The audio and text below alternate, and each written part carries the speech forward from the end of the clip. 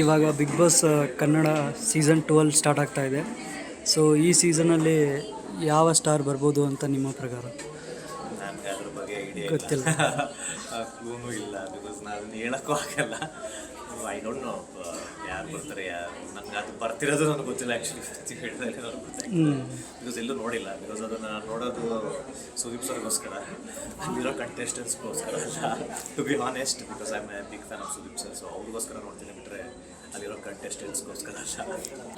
ಬರ್ತಾ ಇದೆ reality show ಅಂತ ಇಲ್ಲ, ಬಟ್ ಬೇರೆ ಬೇರೆ ಸೀರಿಯಲ್ಗಳ ಮತ್ತು ಬೇರೆ ಬೇರೆ ಚಾನಲ್ಗಳಿಂದ ಅವಕಾಶ ಇದೆ. ಬಟ್ ಈಗ ಸದ್ಯಕ್ಕೆ ಇಲ್ಲಿ ಬ್ಯುಸಿ ಇರೋದ್ರಿಂದ ಮಾಡೋಕ್ಕಾಗ್ತಿಲ್ಲ.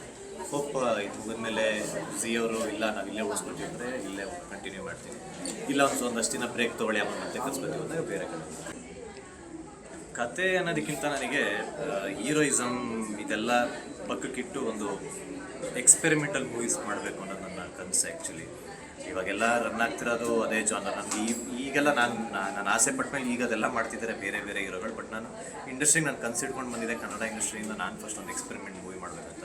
ಬಟ್ ಅದು ಮೋಸ್ಟ್ಲಿ ಅದು ಆಗಲ್ಲ, ಅದು ಯಾಕಂದರೆ ಆಲ್ರೆಡಿ ಮಾಡೋಕ್ಕೆ ಸ್ಟಾರ್ಟ್ ಮಾಡಿಬಿಟ್ಟಿದ್ದಾರೆ. ಐ ಹೋಪ್ ಸಮಥಿಂಗ್ ಏನೋ ಈಗ ಡಿಫ್ರೆಂಟಾಗಿ ಏನಾದ್ರು ಮಾಡಿ ತೋರಿಸ್ಬೇಕು ಅಂತ. ಈಗ ಒಬ್ಬರು ರಾಜ್ಕುಮಾರ್ ಇದ್ದಾರೆ, ಡಾಕ್ಟರ್ ವಿಷ್ಣುವರ್ಧನ್ ಅವರು ಇದ್ದಾರೆ, ಕಿಚ್ಚ ಸುದೀಪ್ ಅವರು ಇದ್ದಾರೆ ಆ್ಯಕ್ಟಿಂಗ್ ವೈಸಲ್ಲಿ. ಸೊ ನಾನು ಆ ಸಲಲ್ಲಿ ನಿಂತ್ಕೋಬೇಕು, ಒಬ್ಬ ಒಳ್ಳೆ ಆ್ಯಕ್ಟರ್ ಅಂತ ಅನ್ನಿಸ್ಕೋಬೇಕು. ನಾನೊಬ್ಬ ಪ್ಯಾನ್ ಇಂಡಿಯಾ ಹೀರೋ ಅನ್ನೋದಕ್ಕಿಂತ ಪ್ಯಾನ್ ಇಂಡಿಯಾ ಆ್ಯಕ್ಟರ್ ಆಗಬೇಕು ಅನ್ನೋಕ್ಕೆ ಆಸೆ ಪಡ್ತೀನಿ, like Sudeep sir, Vishnuvardhan sir ಥರ. ಖಂಡಿತ ನಿಮ್ಮ ಆಸೆ ಈಡೇರಲಿ ಅಂತ ಕೇಳ್ಕೊಳ್ತೀವಿ. ಸೊ ರೀಸೆಂಟಾಗಿ ಒಳ್ಳೆ ಸೀರಿಯಲ್ಸ್ಗಳು ಬರ್ತಾನೆ ಇದೆ.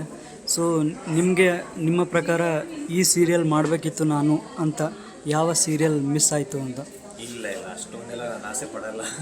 ಈ ಸೀರಿಯಲ್ ಮಾಡಬೇಕು, ಅದು ಮಾಡಬೇಕು ಅಂತ ನನಗೇನು ಸಿಕ್ಕಿದೆ ಅದಕ್ಕೆ ನಾನು ಆಲ್ರೆಡಿ ಡೆಸ್ಟಿನಿ ಬರ್ತಿರುತ್ತೆ, ದೇವ್ರು ಬರ್ತಿರ್ತಾನೆ. ನಾನು ಆಲ್ರೆಡಿ ಇದಕ್ಕೆ ಸೂಟ್ ಆಗ್ತೀನಿ ಅಂತಲೇ ಬರ್ತಿರ್ತಾರೆ.